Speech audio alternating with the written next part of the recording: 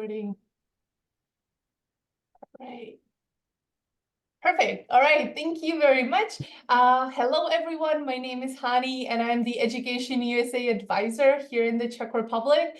Today, I've got two special guests. One is ETA, English Teaching Assistant from the Czech Republic, Riley, and the other one is ETA from Slovakia, Izzy. Hello, everyone. And today we will walk you through honors college topic. So I know that some of you are actually in the middle of the whole application process, and some of you actually got offers about applying to honors college. So today we're going to learn about some pros, probably even some cons about attending honors college, and hopefully you will get your answers and then be able to decide whether this is a good fit for you.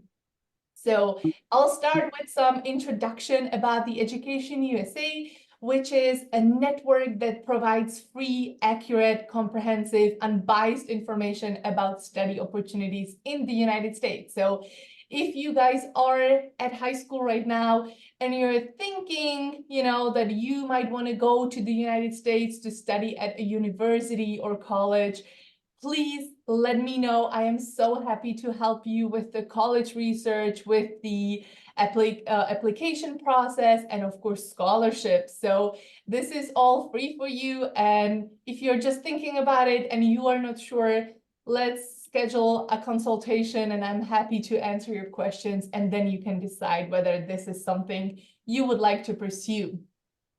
What we do in Education USA are various activities, but what you can do is that you can stop by at our advising center, which is in Prague. So we have a map on the next slide.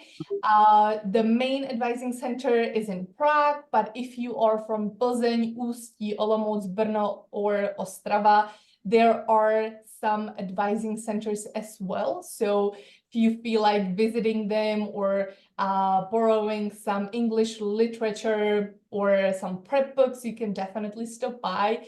If you are from other cities and these cities are not even close to you, you can always reach out to me through email address at advisor@fulbright.cz, and I'm happy to connect with you online.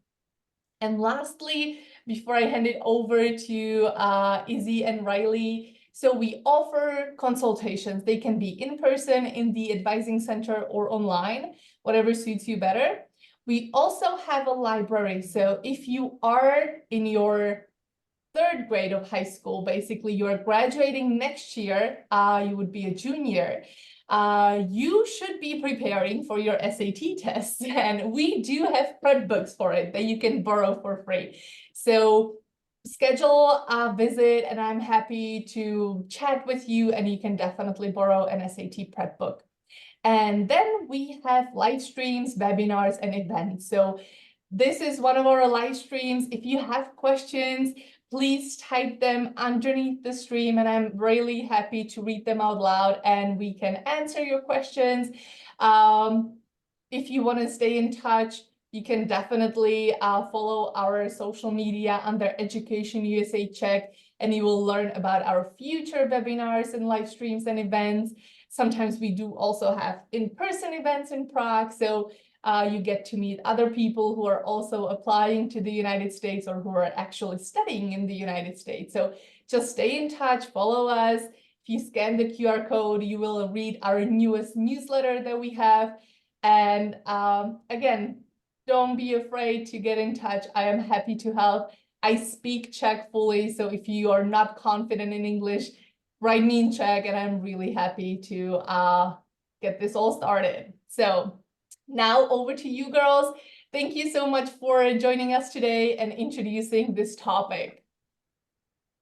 Thank you so much for having us. I will be kicking it off. So my name is Isabella, and I am a Fulbright English teaching assistant in Slovakia, specifically in Sochoce. And I recently graduated from Arizona State University last year now, in May 2023. And my major was computer systems engineering with a concentration in cybersecurity. And then I'm over here. My name is Riley Atkinson, as Hani said, and I'm in the Czech Republic. I'm specifically teaching in Kladno. I grew up in Salt Lake City, Utah, graduated from the University of Utah. I did go to an honors college there, and I did an honors thesis. So we'll talk a little bit more about that. So I wanted to briefly talk about what is an honors college. What are some of the pros? So I just went online and these are some of the best definitions that I could find that describe my experience. And if Isabella, you have any other things to add, please do. But the things that I liked about my honors college was it was a distinct college within the broader university.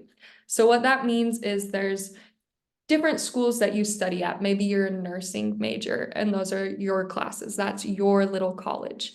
But the honors college is its own home. It's its own house on campus. So you get to kind of live there and be part of that community. It offers a place where people are really like-minded and they want to learn and they want to study. These are the nerdy kids at the school. They want to try hard and they want to read books and they want to be in class.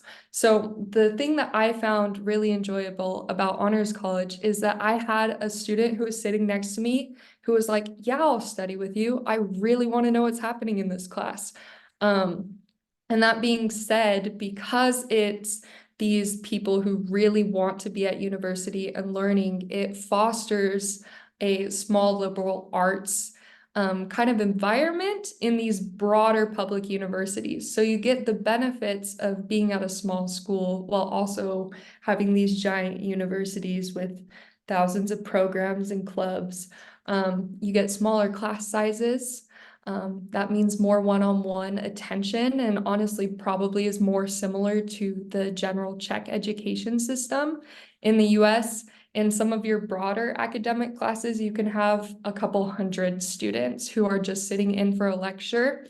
In these honors college classrooms, you have 8 to 15, sometimes 20 if it's a really big class. So the difference is very dramatic and it helps you really get to know your professor and your peers. It's really high quality academics. Some of the professors that I had were top researchers in their fields. They provided really unique opportunities. That being said, that included more scholarships, more housing, more research. Usually it provided connections to other universities as well. And then the last thing that I have is you get a special distinction once you graduate. So if you graduate from the university with a degree in, I don't know, art history versus honors art history, it gives you a little bit leg up on the other students. Yeah.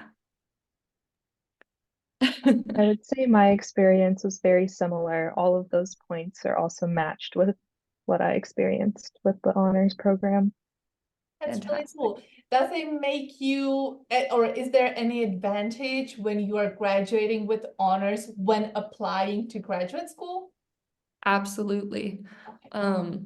My university, the one that I applied to, if you graduated from our honors college, you are almost automatically taken in their graduate programs. They consider you first before everyone else. As for other universities, I'm sure it's just another thing that they think and consider about on your resume. But if you've already created those connections and established those relationships with those people who a lot of the time are the same faculty in the graduate school because they're these intense researchers, you have a much better chance of going to graduate school. I don't know, Izzy, do you think the same? I would agree, yeah, with that sentiment that if you are in honors, it kind of already sets you apart from the rest of the candidate pool. In my experience at my university, they would have special offers for internships or other research opportunities specifically for honor students. So some professors were just looking to work with students who had already taken the initiative to enroll in an honors program. So I think it definitely does set you apart from the Really? general pool of applications. Okay. Okay, so we're going to talk a little bit about my school. So I went to Arizona State University. It's located in Arizona. The campus that I was on was the Tempe campus. I believe there are 5 total campuses throughout the state, and ASU is one of the largest universities in the United States. So I think I have on here the number for the undergraduate enrollment, so about 65,000 just of freshmen that are attending. So it's a very large school. As I previously mentioned, I was enrolled in the engineering school. So I think Riley mentioned that there are different schools that house different majors. And similar at ASU, there's different schools for different majors, which I listed in this little bottom paragraph. So even if you're not interested in engineering, they have different schools for all different majors, and that can help determine which campus you'll be placed on.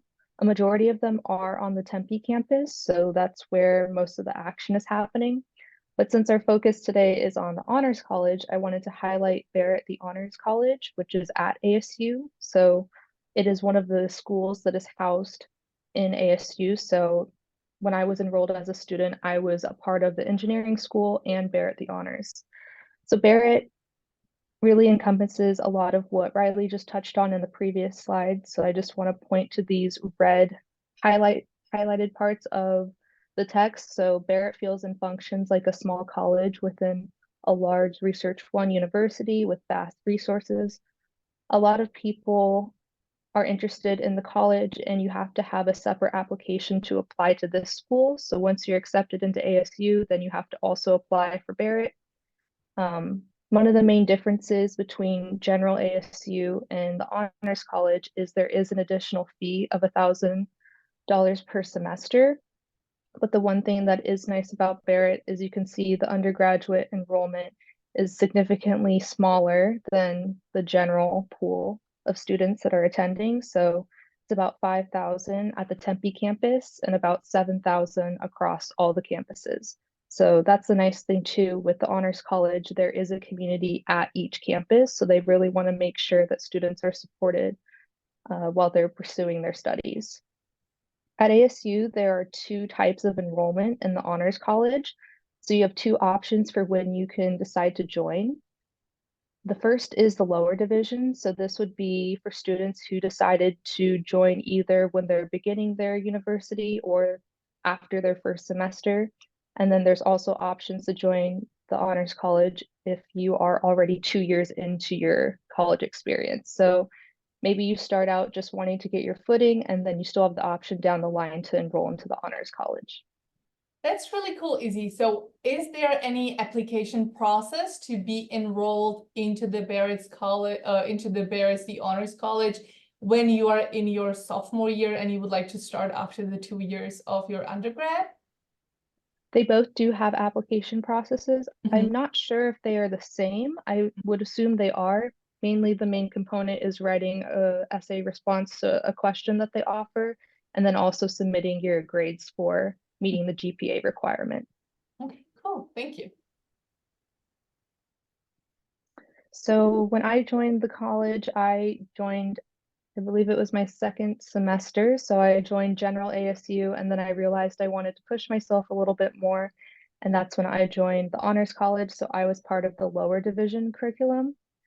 And this is a nice little breakdown of how they count honors credits. So 6 of our credits are for a class called Human Event. So you will take this class in 2 semesters. It's basically a discussion-based class. So it introduces you to community members of students who are also enrolled in the Honors College. It's kind of like the class where you meet your first friends, have people that you recognize in the dining hall, and kind of start building your network of connections from there. Another 6 credits is for the honors thesis, which has to be completed by your final year at the college. So you'll take 2 semesters of this class as well, so 3 of 3. And then the remaining credits, you can do whatever you want to do. So here are some of the options that they offer. Honors enrichment contracts are, you can make any class honors. You just have to speak with your professor, and you can define what a project looks like, and you can agree on the terms for that. They also have honor sections, so the honors class is built into the class, no extra work necessary. The nice thing about these classes is they're definitely smaller classes than the larger 100, 200 class size, which I really liked.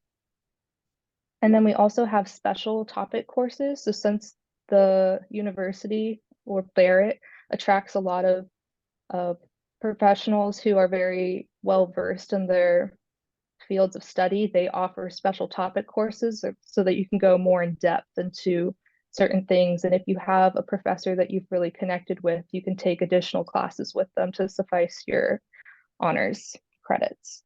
And then these are usually when you're in your third or fourth year, you can apply for internships, and those will count as honors. Undergraduate research, teaching assistantship, study abroad, which was one of my favorite ways to get my honors credits counted for. And then you can also take graduate level courses as well.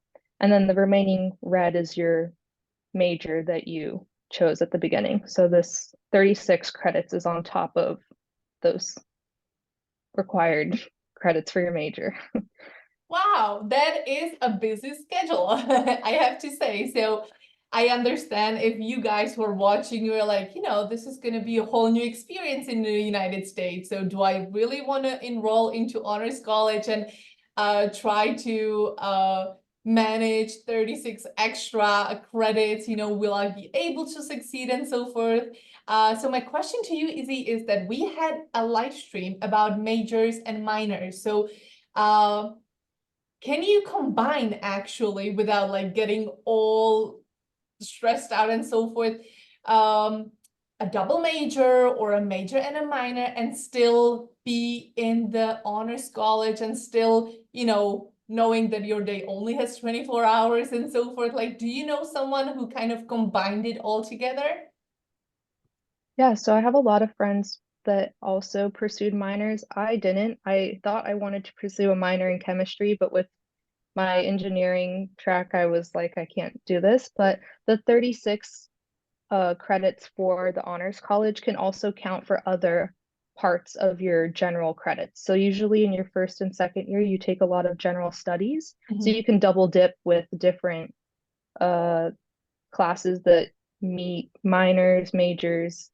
It kind of depends on what specifically you're trying to combine together, but it's definitely possible to double dip. So one class will count for different things for those different parts that you're trying to pursue. So they understand we're students and they want us to succeed and they don't want to overwhelm us. So they try to give us pathways so that it's possible to achieve all that we want to. So it definitely is possible.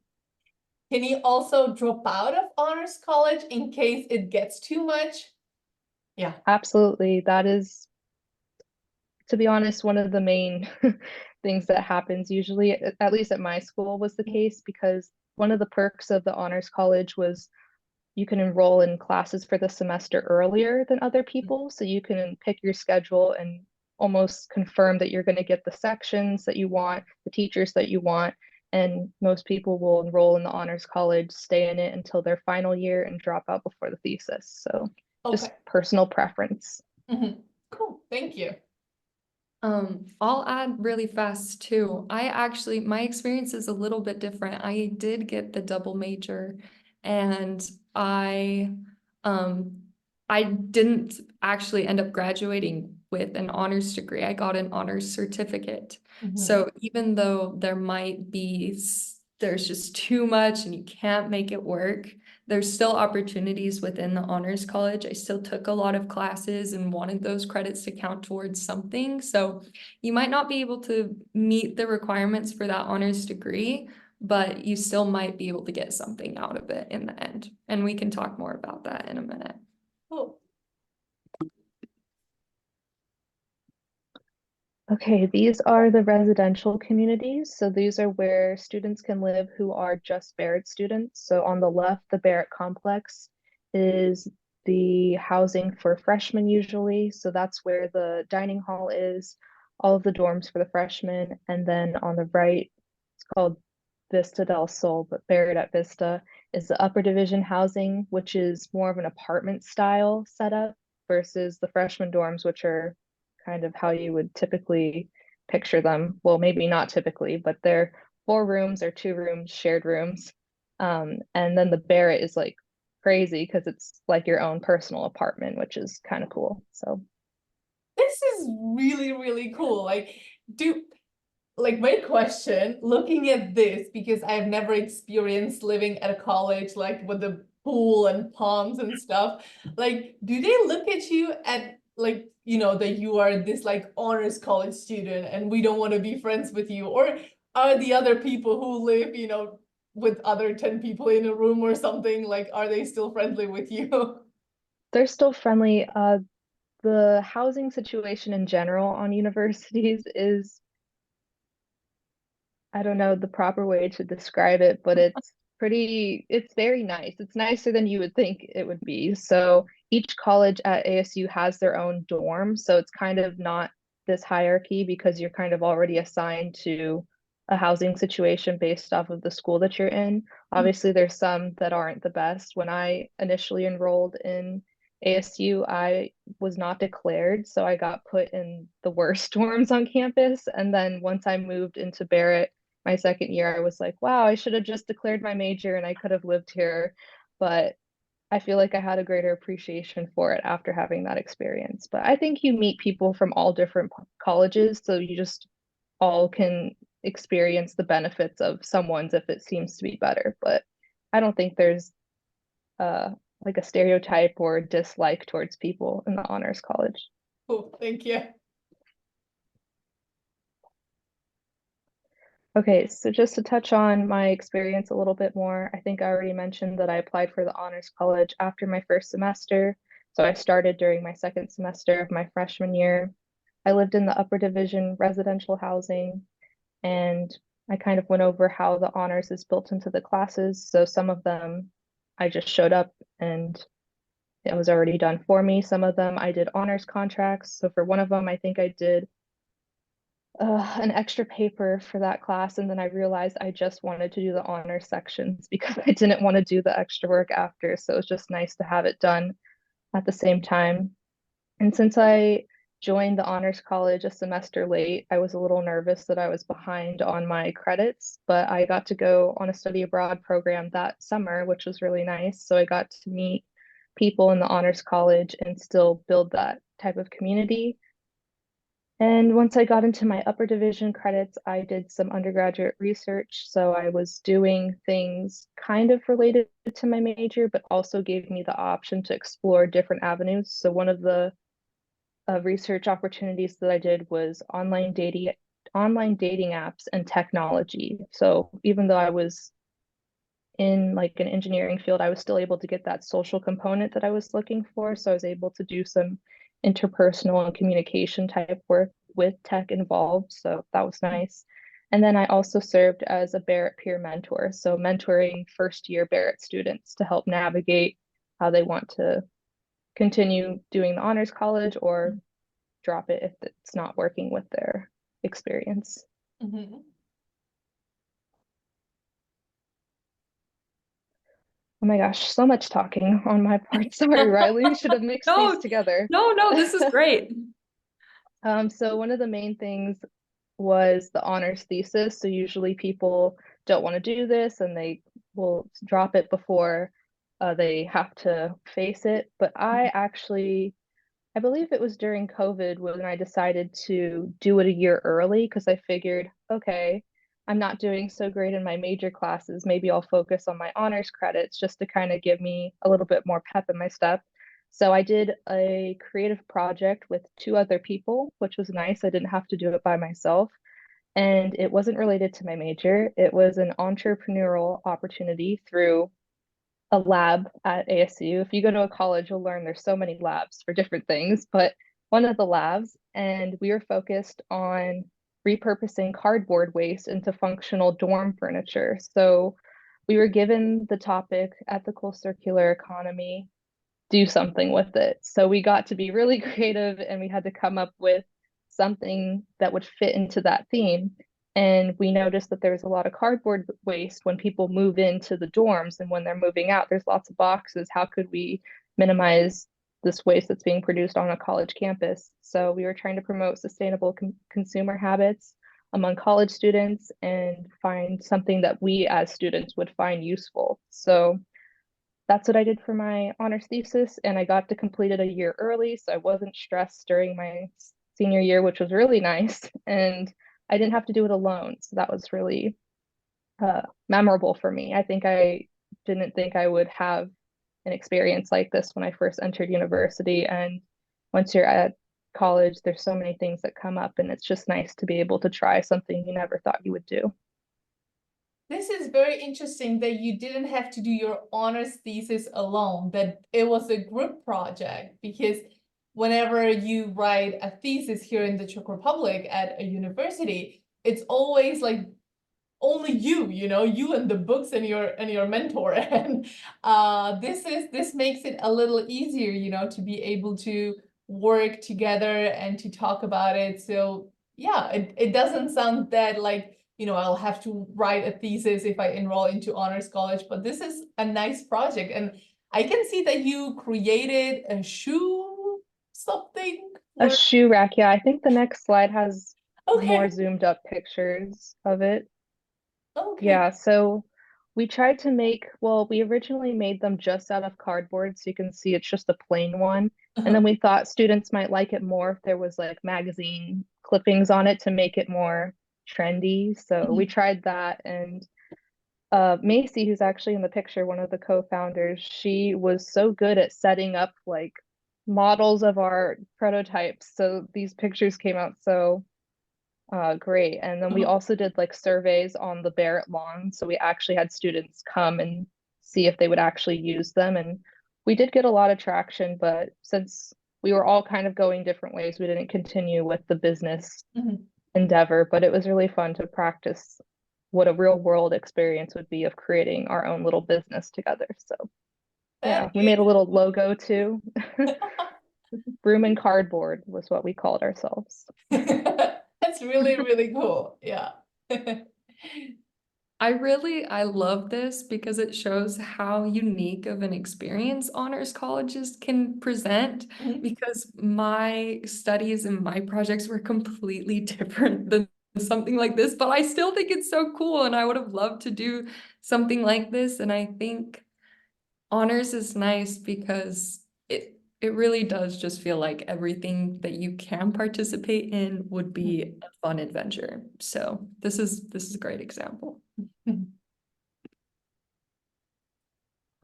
then I think this is my last slide, and then I'll pass the speaking stick. But just some of the memories from my honors college. I think Riley mentioned in the beginning, with honors, you do get some distinction. And for us, it's this medallion that I have in my graduation picture. So all Barrett students get this medallion, and this is the dean of our college. So we get to actually have an intimate ceremony with her, and then we also get to see the donors who funded the school. So I think it's Craig and Barbara Barrett. Yeah, so you get to actually shake their hands and they come to the graduation, and it's a really nice experience. In this green picture, these are some of the friends that I still regularly see that I met during my study abroad. So they're friends for life, honestly, that you meet in your honors college, because it's such a small community and you're actually building relationships, and it's really, really memorable. Okay, so now they have to hear me talk, which won't be as entertaining.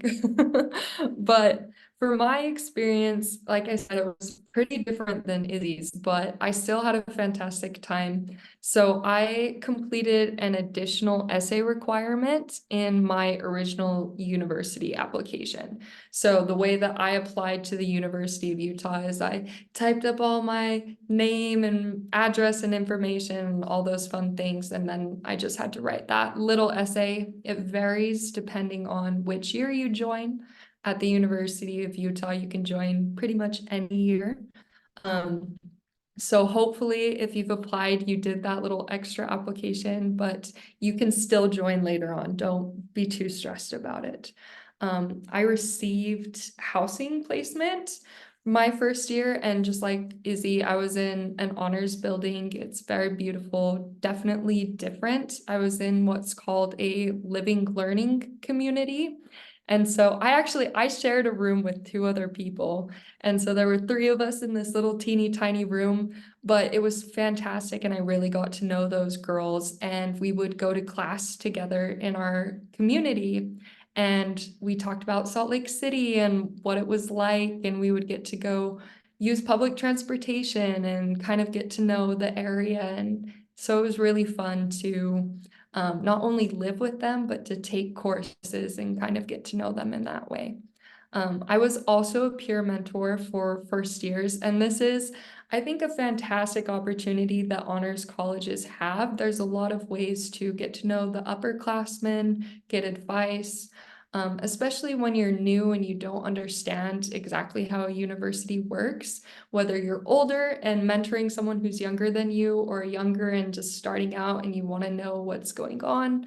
I think the Honors College really sets you up for success in providing friendships, providing direction. The advising systems are fantastic because there's less students, so people are more aware of you and your specific needs.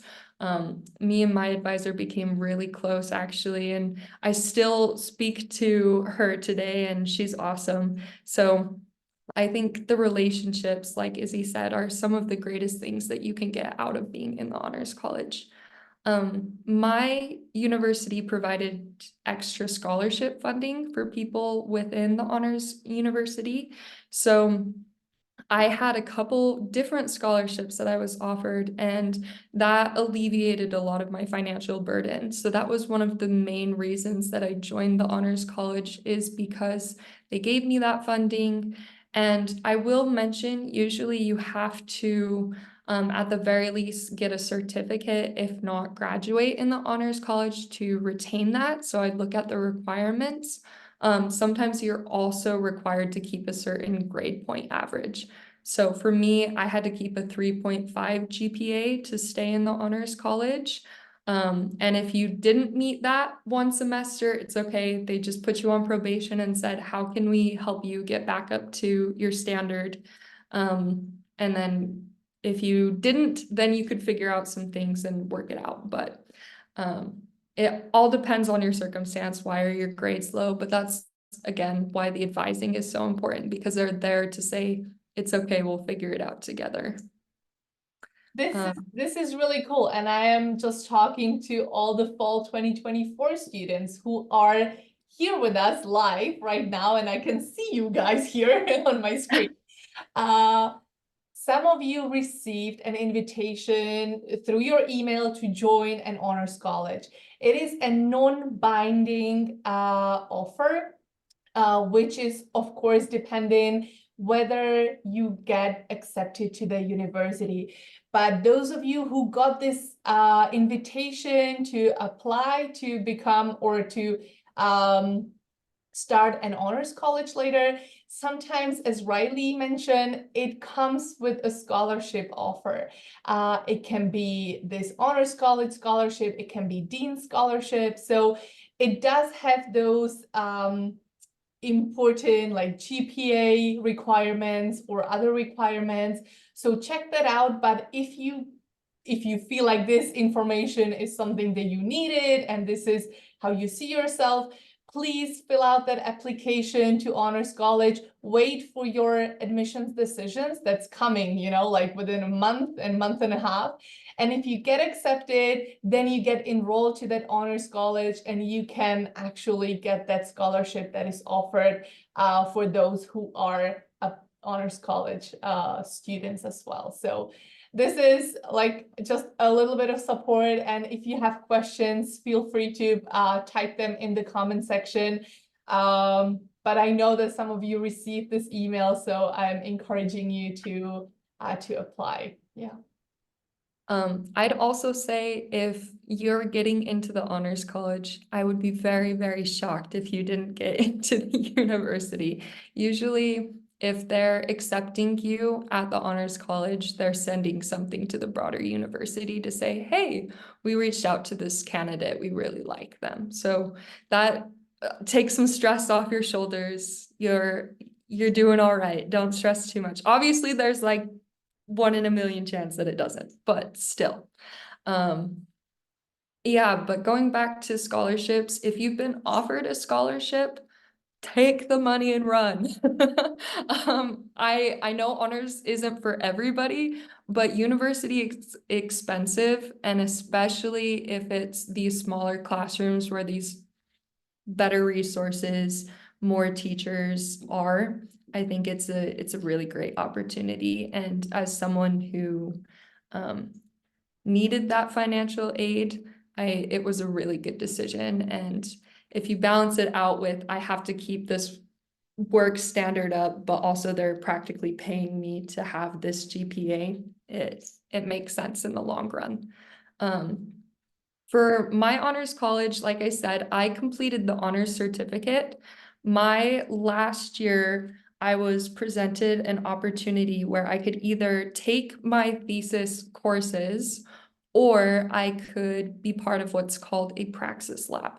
So the honors college, they have these opportunities where maybe there's research that's going on at the university, like Izzy mentioned. Maybe there's these extra classes.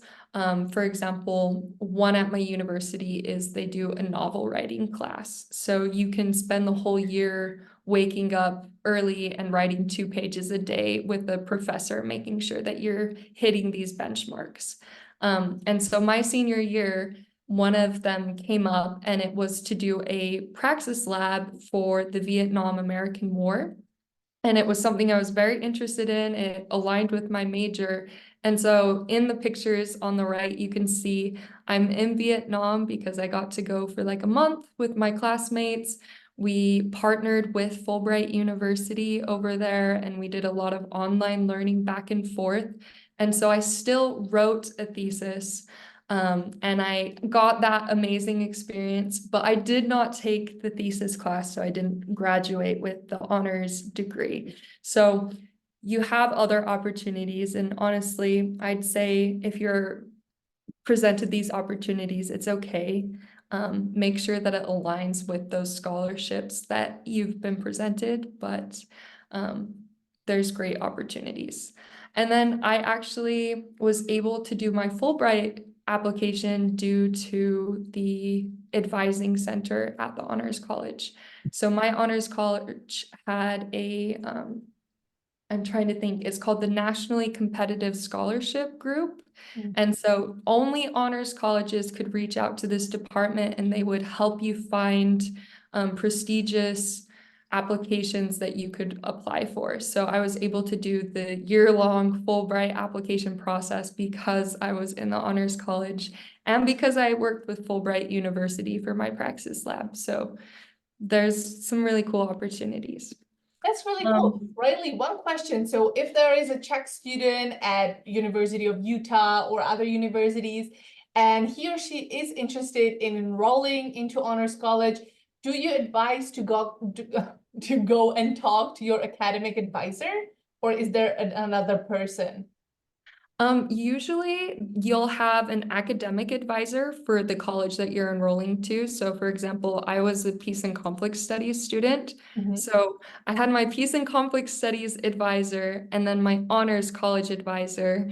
I also had the Nationally Competitive Scholarship advisor, and then I did a second major. So I had that second major advisor. So I had 4 different advisors during my college experience, and I talked to all of them all the time because communication is key. And honestly, the more people you know on campus, the more opportunities that become available to you. But I would make sure that you are in communication with not only your major, but the honors college. Usually you'll get assigned one. Izzy, did you have an honors advisor and a major advisor? I did. Yeah, I had both. And I Yeah. usually talk to both of them just to make sure my credits were actually making sense to both of them. So yeah. Cool. Yeah, and I would say it's helpful too when you're trying to overlap your classes and make sure that you're graduating on time, because I had a lot of classes and I was always trying to figure out if I was hitting the metrics that I needed in order to graduate. And I, for example, didn't know if I would be able to graduate with the honors degree, and all three of my academic advisors sat down and said, okay, this is how we're going to make this work, and we want you to be able to take these classes so that you can do the praxis lab. So they're there to help you. Mhm. And if there's a person that you don't love who's your academic advisor, you can always go to a different one too. It's not like they're set and you have to see these people all the time. Okay. So this is what my coursework looked like at the University of Utah. On the right, there's this little picture with the course planner. And so we were all required to take 2 intellectual tradition courses. And essentially what this is an overlap of STEM and art classes. So one class might have been you reenact different science experiments that have happened through history. And so it's considered a fine art because you're acting and you're going through these procedures, but also you're creating these science experiments and you're having fun.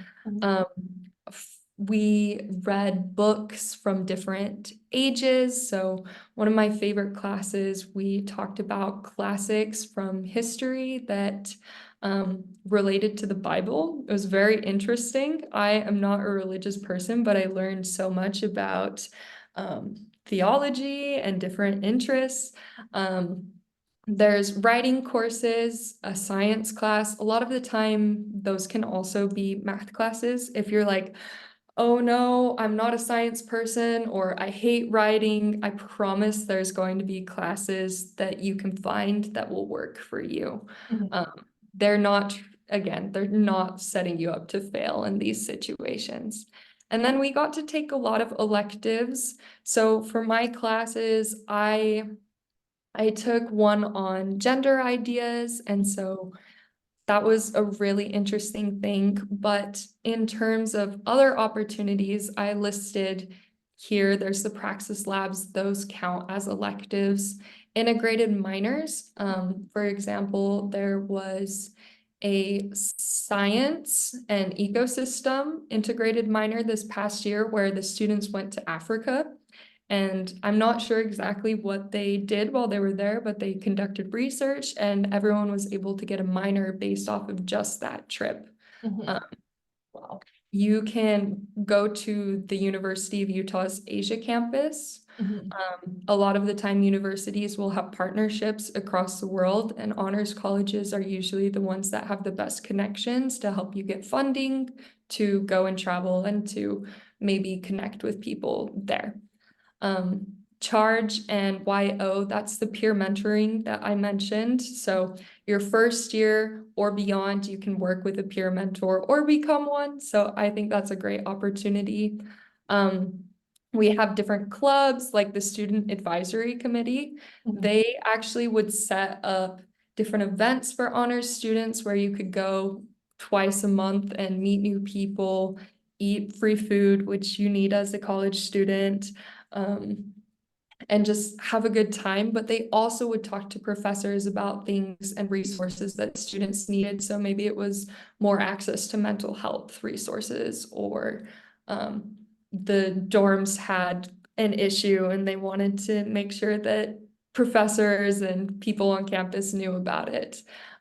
They sometimes held protests, things like that. Really, really awesome opportunities through the Honors College, where I think people take you very seriously because they know that you are wanting to be at the university and to make a difference.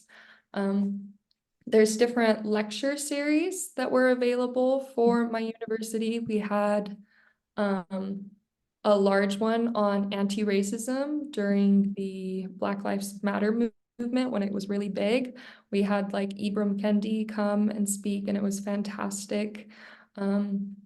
I'm trying to think. I mentioned the novel writing workshop and the Office of Nationally Competitive Scholarships, but a lot of these things can count towards electives. And if not, you can find ways for them to work towards what you're doing. So maybe it's your thesis and you really want to talk about how mentoring somebody impacts university students. So your peer mentorship can count towards your honor degree. Yeah. And then just what's next, how to apply. I wanted to make sure that I wasn't talking too much about the nebulous of things that are available, but really what you can be doing right now. So as I mentioned before, if you didn't apply during your general admissions, it's totally okay. You can either apply right now with an amendment to your honors college. So I would go to your university's website and see if there's any chance that you can submit one now. A lot of the time they'll say, oh no, you wanted to apply, that's totally okay. You can do it a couple months later because you didn't know about the opportunity until right now. Or you can wait a little bit once you get started and see if it's something that you would want to do and apply as a current or as a transfer student if you eventually change schools in the United States. So there are opportunities. You will probably do the same application where you write a new essay. There might be some extra information that they have you do if you don't do it in general admissions, but it's usually pretty simple. I'm trying to think. For mine, I was asked to define what justice meant to me, and usually they're kind of abstract concepts that you're supposed to break it down. But really, they're just looking to see if you have your own opinions and you want to draw conclusions and you can back that up with information. So don't be too nervous. Just write what you feel and you'll have a better chance. As Izzy said, usually you have to pay a fee. It kind of balances out in the end because you'll get more scholarships. So that's totally up to you. If you consider that to be a financial burden, I would also talk to financial advisors at the university that you're going to because they might have ways to overcome that. They might have a cancellation for you. And then just as I mentioned before, speak with your advisors, ambassadors, professors, current students. You can definitely sit in on honors classes just to see what they're like. Usually they're loud and entertaining, and there's a lot of, I don't want to say arguments, but people really passionate and sharing how they're feeling, which is exciting, and it might be just fun to watch if you're interested and you don't really know what it's going to be like. And then finally, I would review your scholarship options that are available. Make sure if you have been offered those things to look at what is contingent. I'm sure Hani can help you go through and say, oh, these are the requirements, and figure out housing. For me, housing was a really quick process, and I had to do it not long after I accepted my honors admission. To the right is the building at the University of Utah for honors housing first years. So the first years get their own housing and get to speak with one another, which is kind of fun. But I would make sure that you're looking into that and trying to find scholarships for it as soon as possible. I totally second that. For you guys being an international students, you really need housing, so hopefully you get to enjoy living on campus because it has a special something to it, getting to know other people. And, if you don't like it that much next year, you can find some private apartment with other students, but try and live on campus at least for a little bit. Yeah, and I think there's something to be said. Izzy's, especially, her dorms look beautiful. Yeah. And so people really want this housing, and so it goes fast. As soon as it's available, people want it. At least that's how it was at my university. So the sooner, the better. And that's the presentation. Thank you so much, Riley, Izzy. Thank you for sharing your journeys, your experiences. You guys, I hope that you learned everything. You got your answers that you needed about honors college. I really feel that it is not just an extra work, it is extra resources. And I need you to understand that this is not setting you up for failure. They're really trying to get the best out of you. and they're gonna help you on the way. It's not just more work for you. You won't be alone in this process. And if it gets too much and there's just no way out, there's always a way out. You can drop out, you know, and you will find the finances elsewhere. But this comes with more advantages than disadvantages. So if you are in the middle of process, you heard Riley, she said it's not too late. Check out the website of these schools. You can apply now, or just if you're not sure, that's okay. Start your school year. And if you feel like you have a lot of free time and you would like some more challenging classes, then apply later, talk to your advisors. And yeah, American universities and colleges are amazing because they're gonna want to help you, and you know, so that you make the best out of this entire experience. So ladies, thank you so much for sharing your knowledge and experience. You guys, I don't see any questions right now, but if you have them later, you can contact me, and I'm happy to either answer or connect you with Riley or Izzy, and they'll be happy to walk you through all the questions that you might have. So thank you so much, and bye.